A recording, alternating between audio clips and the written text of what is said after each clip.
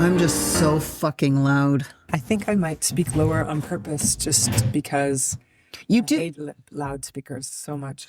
Maybe I should try talking like that. I'm singing. I feel like I can't be as quick with my humor when I'm talking like this. See, I had that joke. It feels like 5 minutes ago, and it took 5 minutes to say it. Okay, I'll try to be normal. No, It's probably no. some weird anxiety. No, don't do anything. No, I love your voice. I don't. It's the. I just want the microphone to be closer to you.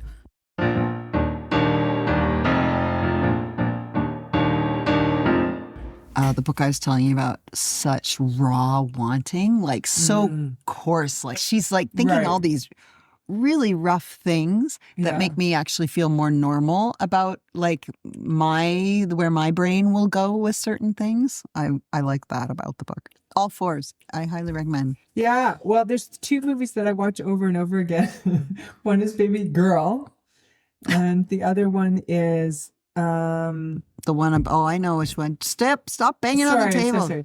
The other one is about It's the Emma Thompson one, isn't it? Yeah. Where she hires the oh sex my worker. God, that guy. But you haven't watched it. I've just told you about it. I started watching it and Oh. I didn't keep watching it. I just didn't do it for me. Okay, Maybe it will now. We have a different movie taste, though. Definitely. Well, we have a different movie taste, but I also think that I am I'm just sexually numb. You need more This is estrogen, not probably, going. Yeah, I'm sure I do. or some estrogen. Maybe you have none estrogen. None estrogen. I have none. Estrogen? I'm none. How much estrogen does, what was that? That's fun fact. And the answer is none. None more estrogen. Okay. Hi, Ange. Hi, Margaret. How's it going? It's going well. You guys are here. Well, I don't know who's here. Yeah. Hey, you guys out there who are here listening to the podcast. Welcome to the podcast. So This Is Love. Used to be the name. Now it's How Do You Do Love with Mag and Ange. And I am Mag. And I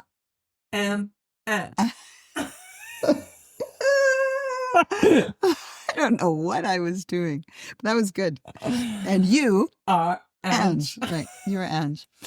I'm also known as Margaret Dahlberg, and I wrote that show, So This Is Love, and then invited my friend Ange to start to join me on the podcast to talk about the themes in the show, and then we were having so much fun, we decided to keep going. And Ange, what are you also known as? I'm also known.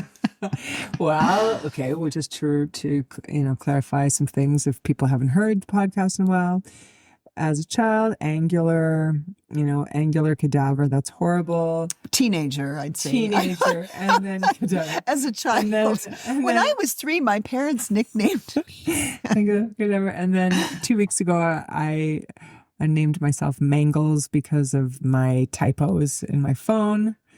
I think you should ask ChatGPT Margaret, why. Or angels. Sometimes I'll send a serious email, and then it'll assign angels, and I laugh so hard. I just love typos. Yeah, the angels is I'm I really like. pissed off that you didn't blah blah blah. Sincerely, angels, just from the heavens. My porn star name. But I just want to know why. I want ChatGPT to tell you why autocorrect thinks Angela should be Mangles. Like, what have you been typing? Like, she really mangled that piece. I had this student I went to see this performance, but they really mangled it. I say to my students all the time, "Great, now next time, less mangling of it." Or less mangling. I really liked that. I know I gotta use mangles in a sentence, like we're speaking in the It's past. so Yeah. awkward. Yeah. Why you fucking mangled those scales? No, that's try to play those scales without so many mangles. You just can't get away from the past tense. Oh my God. Oh, that's what you're laughing. Now autocorrect is gonna rename you Mangled instead of Mangles because we keep Okay, I using wasn't it. following you. Okay, let me Oh, try that it was again. so fun. Wait, I gotta try it again. Mangles. That piece had so many mangles. You have to stop playing it. Oh, Too many mangles. That almost sounds like it's not even a real word. It's like that parallelogram sure had a lot of mangles. Oh, that was my next question. Do they spell it angels or angles? Is my question. It's angels. Okay, They spell good. it Angels. Whew. All right, your credibility has returned. Okay. Whew. I'm also known. No, that's all I got. But what is your actual name? Have we spoken that yet? Did you say? Angela Jean Cavard. Oh, I like that. Angela Jean Cavard. Savar. Savarova. I like it. It's a French accent, but the Eastern Czech was a Slovakian. But at a time it was Czechoslovakian, but now it's Slovakian. But we were always Slovakian. on the Slovak side. Yeah, so you're clearly Slovakian. Yes, although I have not done my ancestry DNA, but my dad did. Oh, and I want to do it because, of course, my mom was Polish, but Poland had all these different people take them over, like Swedish kings and stuff. So I want to see what the ancestry DNA says about my ancestry. You should. I should do it. That would be a fun present for yourself from people. Let's do a GoFundMe. Yeah. Fundraiser. You could be like, dear families, in lieu of a present this year, I would like a group gift. Yeah, Dahlberg means Dal is a dale, as in the valley, and Berg is mountain. So it's just a locational name. It means that the family. I know isn't it funny? Like I feel like I grew into the name. I think Margaret means flower or pearl. I always forget. A neighbor was looking up my last name. And so what he found was that, and I knew this in Spanish, it means to dig.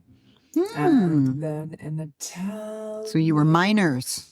Or I was thinking a grave digger. Oh, And then that's so funny.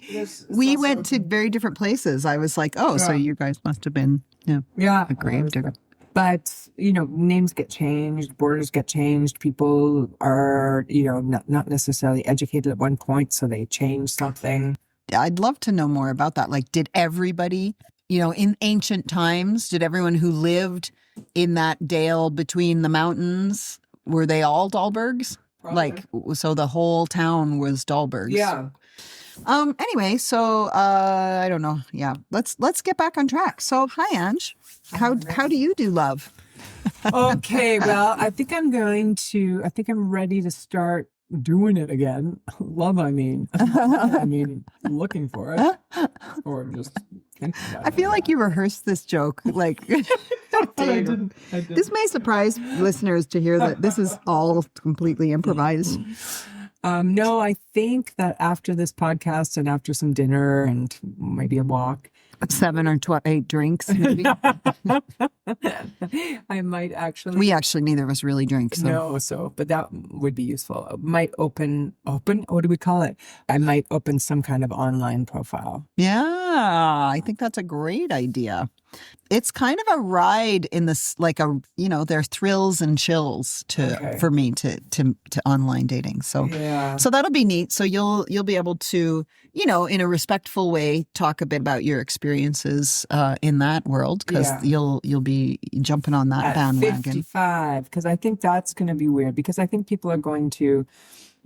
I can't imagine men chomping at the bit to find 55-year-old women unless they're 65 and above. But we'll find out, won't we? Speaking of being 55, I've been, I just started taking tennis lessons, and I was feeling kind of old afterwards and feeling like I was not treated as equally by people because I'm older, even though I think my fitness level was totally compatible and my ability to play felt equal with other people. I thought, well, maybe there's like seniors hiking or seniors tennis. And I found a bunch of places, but they're all 60 plus. And I thought, isn't that fascinating? I'm at this weird age where I'm like, I'm too old and too young all at the same time. Not yet. So anyway, you are open. So let's unpack this. So what's got you, what has you at this place? Because there were moments where you were just like, oh my God, I don't think I could ever do this. So what's changed? Sure of it. What has changed? I think it would be healthy for me, okay. When you're in the house, this is an analogy though, so this is not directly related, but when you're in your house a lot and you're just so comfortable in your house in your sweatpants and you think, oh, it might be good to put on something nice and go outside. Well, the analogy is that I'm just happily with all my friends and doing my thing and busy. And so I think it would be healthy for me to have some kind of push you out of your comfort zone. Yeah, and mix it up. Yeah, mix it up. Maybe get some mojo back. I don't know if that's... I was thinking about that because, when I go back to this recent experience, I went and took tennis lessons and I felt old and I did not like how it felt. But what I realized is that I'm rarely an anonymous person in my life because I am, the way I work, I'm a one, I work for myself. So if people are calling me, they want me to be their teacher or they want my program. So they already know the backstory. Yeah. Or I, like you, I exist in the same friendships. And I mean, I put myself out of my comfort zone doing some things like hiking and fitness and, whatnot. But I think I realized it is very easy to get almost complacently comfortable, socially speaking. Yes. And I think oh God, I hope I'm ready for this. But anyway, my feeling right now is that I'm doing it for my own growth, not necessarily because I feel like, oh my God, I need to find a man. So I think that's a good place to go from. Yeah, I think so too. And I think what we're going to be doing is literally a step at a time. Yeah. Like first we're going to look at the website and there's a chance you'll just be like, not there.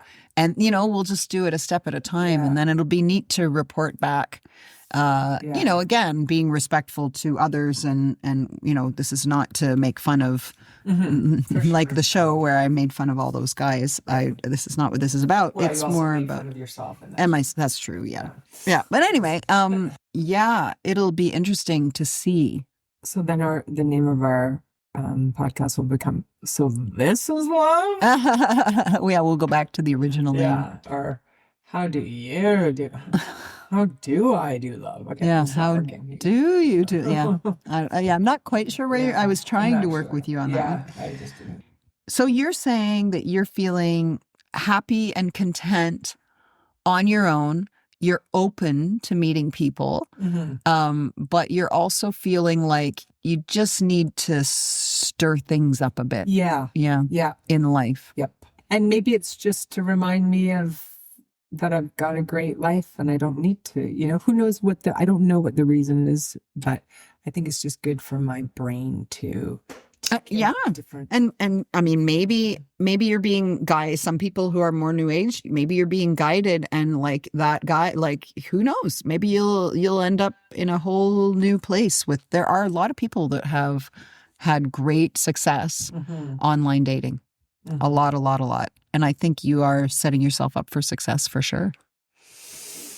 Well, here's hoping. Yeah. Oh, it's exciting. Yeah.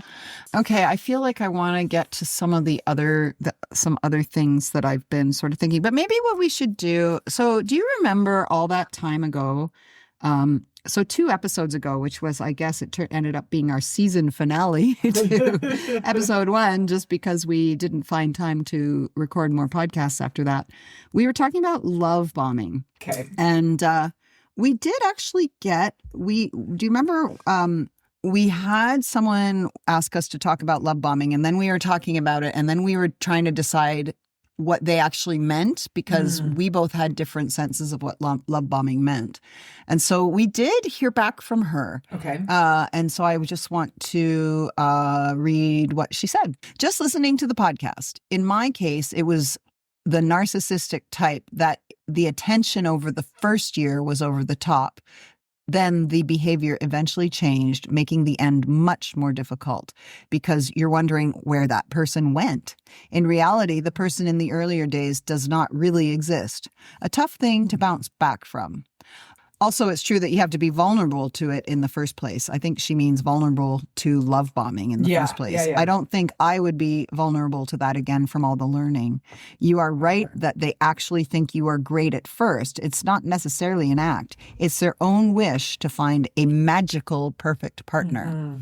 It is true. Like, boy, she's got so many good little things, nuggets in there. Is there? Yeah, that's good. Well, I think the first one I want to talk about is the last thing that she said, which is they do think you're great at first, but it's because they are, she didn't use this word, but projecting what they want. And I think that is what, when I think about myself in this new world, maybe of online dating, I think fucking do not project anything onto this person. Just sit back and let them show you who they are. Yeah. Show you who they are. Angela's got a meditative stance out. But you know what it makes me think of? It makes me want you to read that chapter of The Molecule of More, just the very first chapter that talks about what dopamine in the brain does when you are falling in love with someone. Yes. And if I just remember this so well, dopamine is all about future. And the dopamine is going so nutty that you are falling in love with your future projections of this person, which doesn't mean you know, but that is something I think to take comfort in, that there is, it's not just you, there's a physiological thing happening. And so I think calming it down and like having, to me, when and if I think I want to date again, I am going to put some really strict guidelines on myself for how much time I'm going to take to get to know the person. Just because I can't seem to stay calm, like if things get physical, I go fucking insane. Like that is it. Like you know what? Actually, I can tell this story. I met someone very recently who was single. And so I'm going to back up. I think if you've been listening to these episodes, you'll know I've been single for a couple of months now, and I'm very much not interested in dating, not interested in meeting anyone. And just like, I haven't been feeling very interested in men at all. Like I used to check men out, and I haven't been at all. And, so I was in this setting where I was hanging out with someone that I knew was single, and we had a common project together. So we were all working together and getting to know each other and chatting, and we spent like 4 hours together. And as soon as I realized he was single, my fucking brain started planning our life together. I knew nothing about this guy. I felt zero attraction to him, but I just went, oh, single man, getting to know him. What's our wedding going to look like? Yeah. And I was like, what the fuck are you doing, Margaret? Like, after all this time and all this thought, I just went right back into an old pattern of, ooh, single guy. Obviously, I should try to date this guy, you know? And of course, I didn't. And he didn't, and nothing transpired. And luckily, that was within the first half hour of spending time with this person. And by the end of the project, by the time we said goodbye, I knew I didn't care if I saw this person again. But and that really, that shocked me, because I felt pretty grounded in my I don't want to date. But it's part of your old brain. Like it's not even, it's just true. A part that's still running. It's running. Habit. So you can almost look at it and be like, "Aw, that's so cute." Yeah, I guess. Yeah. I mean, luckily it was just, it was one of those moments where it was curious and a learning, you know. And thank God he didn't ask for my phone number or start asking me, like, what if he'd been more receptive, you know, or seemingly interested, you know? Yep. So there's that part of it, the projecting, and then the love bombing, that you're not vulnerable to it. I think we're all vulnerable to it. But if we have experienced it, I think we still have to be on guard. Honestly. Yeah, I think it's just being aware that it's highly likely. Yeah. Like if he's saying things like, I can't wait for you to meet my mother Yeah. in the first Yeah. few dates. Yeah. Or like, oh yeah, well you'll be meeting the kids, of course. Yeah. Like, Or I'm going to take you back home to meet my mother, and it's only a 17-hour flight. And just all that stuff. Yeah, all that stuff. Yeah. And myself too. Like I would suspect that I might be an innocent love bomber given the chance, you know, like again, totally just I like that part. Because I feel like I was bombing that guy. Yeah. Like I was literally planning a future with this guy that I like knew nothing about and doing. I mean, it was like 1 minute, if even, maybe even like, I don't know. Yeah. How long do dreams take? Like it could have been a millisecond of thought, and then I caught it. But Yeah. I really like that point, because I think when we talk about love bombing, is often connected to a narcissist or someone kind of blah, blah, blah. And it's evil. They're horrible people. They're horrible. But I think that anybody's capable of acting in any way for a short period of time anyway. And so I think it's good to take into account that this person might not seem horrible, but the love bombing is still not what you want, you want to develop. It's not a good way to begin a relationship. Yeah, foundation. It's not a good foundation. Yeah. Well, yeah, because I don't think, boy, I never put that together. But I mean, everything I've talked about on this podcast of how I try to make it work. It's like I meet someone, I decide we are going to be together first. And then it's like I'm like, oh, the puzzle piece doesn't work in here. So let me cut this part off and, change that. And, like instead of waiting to see. And that also brings me back to what you and I talked about. Like if they're starting to offer up plans like, oh, yeah, maybe I'll have to take you to my cabin sometime, or you'll like my kids when you meet them, or like any of that stuff. When they don't know you. Compassionately. Just be aware. Yeah. They mean it. They're not being jerks. They want this to work. It's positive, but just be prepared, like be ready and keep it going slow. Because if they are really not decent people, they won't handle that well. And you'll see their true colors if you're like, whoa, like, I'm in no rush. We've got if this works out, we have the rest of our lives, you know? So there's that. And also just you and I like made the jokes about, not jokes, but when I was doing all my dopamine reading last year and read that thing that said at 12 to 18 months, the dopamine stops producing in the same way. And you start looking at this person going, who is this? Like this guy farts and smells and is kind of a right-wing asshole or, whatever.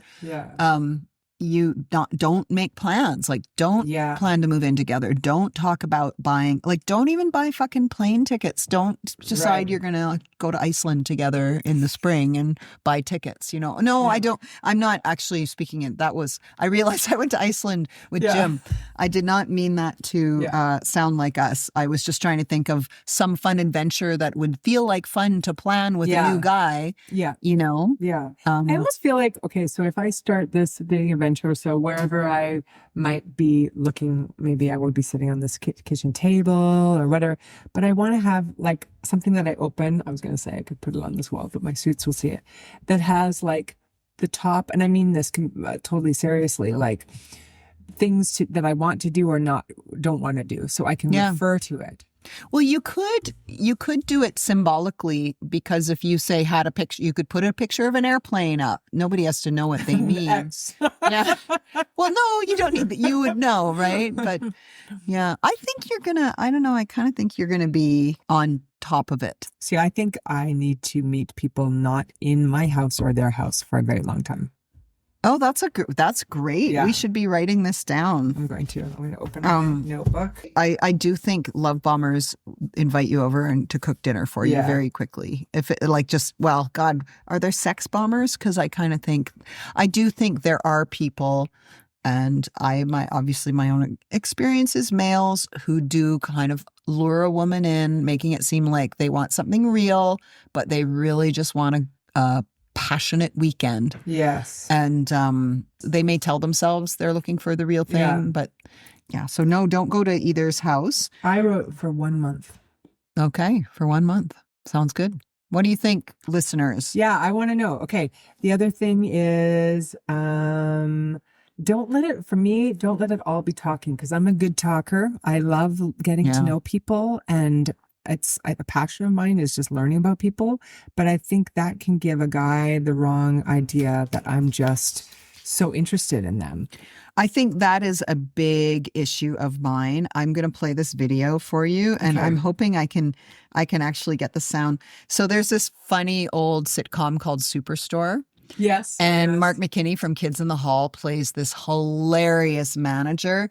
And he quoted something. He was trying to interview employees. Yeah. And he was explaining why he's terrible at interviewing. And I had to record it because it sounded exactly like me. I like just about everybody I meet. I have virtually no standards. That is me. That is me dating. I just am so fascinated with people. Can you just repeat that in your own voice, though? I like virtually everyone I meet. I literally have no standards. Is that there? Yeah, I think that's. I have absolutely no standards. Something like that. And that is how I feel, because I do find people interesting, and I do trust and believe what they're saying. And I agree. I think we talked about this. So don't go in the house, and I wouldn't even say 1 month. I would pick a number of dates, because if you're only seeing each other, 8 dates or 20 dates or 3 dates or whatever, because you don't know how often you're going to see the person. I'm going to say, and I think 5 dates. Even things. So I had a rule that I had to meet the person quickly. And this was just me. I don't advise it necessarily. It depends on the kind of person you are, but I'm a writer, and I write very quickly, and I would sit at my laptop and I'd be like, or even on my phone. And I loved writing back to these guys, and they'd write to me. And there was this one guy, I swear we were just two authors. And of course, by the time we met, our standards were so high. And of course we spent some time together, but it didn't work out. Yeah. And I realized he was just an absolute narcissist. All he wanted to do was talk about himself and write about himself. And maybe I was a little bit too, because I loved, I just loved it. So I needed to meet in person first, because almost right away, because I wanted to see what was real. I feel that way. I'm not good at flirting before I've met the person. I don't think I can do that. So meet. What I'm thinking is in people's profiles, a lot of women will be very clear. You can say, I will want to meet right away, but I will be taking my time to get to know him in person. Yeah. Yeah. And we're just all on such good behavior when we bring our A games, you're going to be curling your hair. You're going to be wearing more makeup. You're going to be, because when you're interested in someone, you just want to bring it. Yeah. And they do too. So that is that's the challenge. And I do invite the listeners, if any of you are married, can you go back to those what made the relationship initially successful? Because we all were unsuccessful so much, and then whatever landed our partner that we ended up marrying. Do you remember, if it's a long time ago, what was that one thing that you did differently, or that you attribute the success of your relationship to? Or if you're not married and you're a single person, what are you thinking about what you're going to do next? Or what have you observed in your single friends, and how maybe they've been when you get that irrational, crushy, and rushing in and doing too much, or people pleasing, or whatever. Yeah. What do you see in others that you kind of go, whoa, whoa, whoa? But I think it's about taking time and just having a system. Yeah. Things like meet places. Don't pick each other up, Yes. Have them meet you. That reassures you they do own a vehicle. I had a rule that I didn't want to meet at a park. I would No. I just feel like they could pull me into the trees and abuse me, right? That's scary. Well, I was cautious. I would always meet somewhere public that I knew was going to be a busy cafe. And I would always tell my sister exactly where I was going. Right. I would have her text me after 20 minutes because then when my phone buzzed, I could say, oh, I'm sorry, I got to go. Like if for whatever reason, and she would text me every 15, 20 minutes. Yeah. Because if I needed an out, I had an out, right? Yeah. But no, that stuff's really important. I mean, people online date all the time, and there are very few stories of bad things happening, but you still want to be smart, Will you be my person? Sure. Yeah. Yeah, you might want to have a few, like if I'm...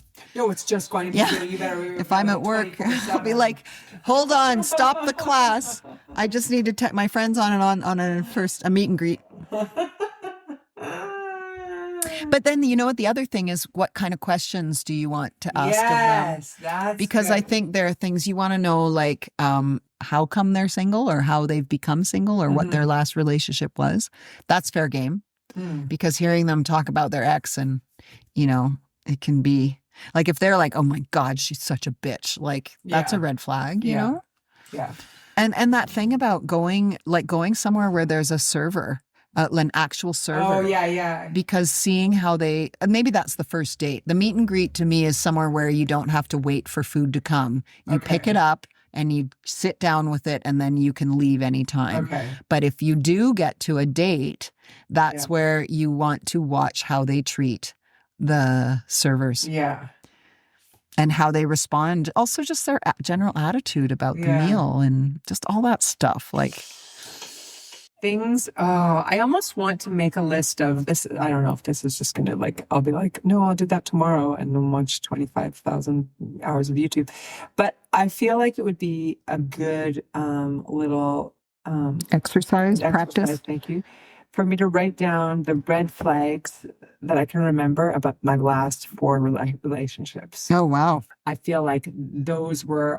you'd grown. Yeah, I think that's a great idea, the last 4 relationships. So if they've been married, how their relationship ended, how... Not whether they're... Like, I know they say he better be divorced, but if he's not divorced, what the circumstances are, how do they talk about it?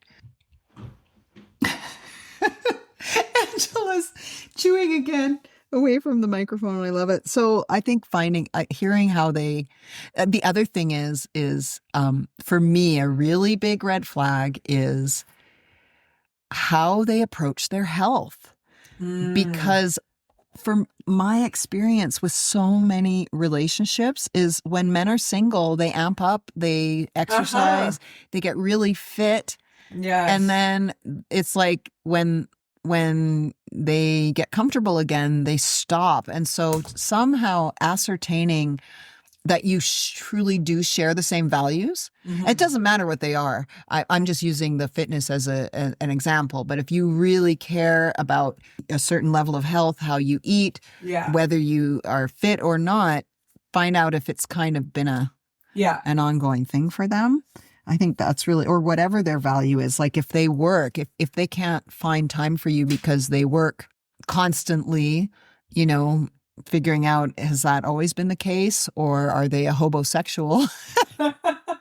And they're going to quit their second job as soon as they start dating you because they're going to move into your place or something like that. I don't know. Yeah, there are a lot of questions to ask. You should have a question. Has there ever been a restraining order lifted against them? You know what I'd like to do? I mean, I would like to actually write out my questions in advance and just have this might seem lame. I'm sure people have done it. And have my little book and say, these are the questions that I ask. Why not? I think that if you get there and you feel you need the book, and if he's good with that, then you guys are probably somewhat compatible. Do you know what I mean? Yeah. And if you get there and you don't, you're fine, you're enjoying the flow, then at some point you could say, hang on, you know what, we've covered a lot of stuff, but I know this is, I just want to check. I had some questions. I have questions I like to ask people. Yeah. Because, that's the cool thing. People are very honest about that. Like, there are questions to ask before you even get to the meet and greet. I think that's the other thing. Like, have a few questions. I asked one guy once if he was gainfully employed, and he got so mad at me, and he canceled our meet and greet. I have a feeling it's because he actually was just not legit, but he took it as being mortally offended by my question. Yeah. And I didn't care if he was gainfully employed in lines of, I wasn't looking for a wealthy guy. Yeah. I just wanted to make sure that he Good job. had a job, because that to me is, again, there's a shared value there. Like I want someone who keeps busy and is active and is ambitious, even if he's retired. He's got things he's doing with his life. Because I think one thing I've really realized is I don't want to be weighed down by someone who goes, oh, she likes hiking, that'll get me hiking. Right. I want someone where we both like the same things. We're both interested in the same things. And so on the days where I'm going, let's just sleep in, he's going to be like, no, come on. We talked about it. Let's go. Yeah. And vice versa. Whereas I often end up in relationships where all of it, and I don't just mean whether we go hiking or not, everything, whether we stay in that day, whether we go out, where we go to eat, like it's always looking to me. What's it going to be? What's it going to be? I don't want that. I really want an equal. Yeah. An equal just means someone who speaks up for, speaks their mind. Yeah. Because it doesn't mean someone that agrees with me. Have you ever had that in a relationship? At times, yeah, I often ended up in positions where I just had all the control to begin with, either financially or because I was the mother and they'd never had children. So it was always what was best for my children. And it wasn't what I wanted, but it always was what I ended up with, which implies to me that there's something I'm not doing in lines of, I suspect I'm not being communicative enough and vulnerable enough either. Yeah. I don't know if that's making sense. Yeah. Because I think I'm always going to be attracted to a certain type of person. Like I too tend to like more reserved people. I'm the more outgoing one. They're more reserved, which often leads to someone who is kind of more a yes person, and they let you lead and they let you decide. But I learned this thing the other day from a friend of mine who's super active, and she's out. She and her husband are very active together, but they've got all these groups that they do activities with. And it was so cool. We were on a hike and we weren't sure if we'd gone the right way. And she's like, we have a rule that everybody is responsible for making sure we're going the right way. And I was like, yes. She goes, it doesn't matter who's in front. Doesn't matter who has the map. Yeah. Everybody has got to chime in. And nobody's being held responsible. Yeah. And I thought that is the perfect metaphor for life. Yeah. Whew, it's a lot. So we want to hear from people then. We want to hear from people because Angela's embarking on this thing. And I'm kind of like, I can't remember. I had some deeper things I want to talk about, but I can't remember any of them, which I think is good because what we're talking about today is, okay, Angela's ready to do love. And how can she do love? Like, what are your secrets to success? What have you been your secrets to success? What do people think? What do you see in other people? What have you seen in yourselves? And please. I would love write in. all of the advice that anybody wants to, any sharing of vulnerable stories. Awesome. Angie, Yay, Margaret. thanks for joining me today. That was Thanks for super having me. fun. All right. Ciao, ciao. Goodbye. Okay, well, there you have it. Thank you for listening. Tune in next time to hear the other side of the cliffhanger of what did Angela do? Has she gone online? And how did it go? And quick thank you to Stephen Morton for the beautiful artwork on the album cover. Until next time.